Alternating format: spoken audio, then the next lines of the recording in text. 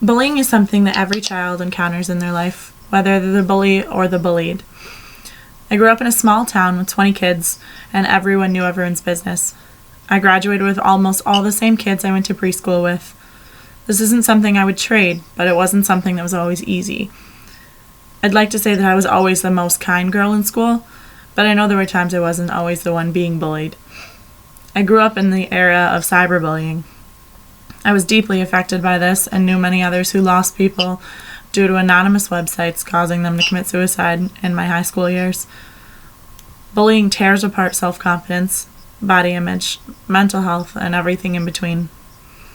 I once saw an activity done with kids where each child was given a sheet of paper and told to crumple and tear it, but then told after to try and smooth the paper back to its normal state. The children found it impossible. The teacher explained to them that this is what bullying does. You can mend the words, but you can never erase them. I believe bullying has continued to get worse with social media. I believe also, though, that it is receiving far more attention with things like Facebook and Twitter. It seems to me that bullying stories are being glamorized by moms on Facebook who have no other way to vent about the feelings they have for their kids.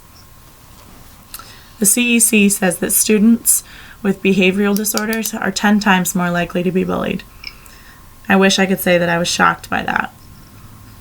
160,000 students stay home from school each day for being bullied, for fear from being bullied.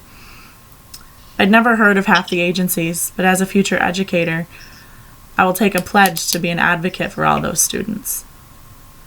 According to DoSomething.org, teachers often underestimate how bullying is occurring in their classrooms and how much of it is occurring in their schools.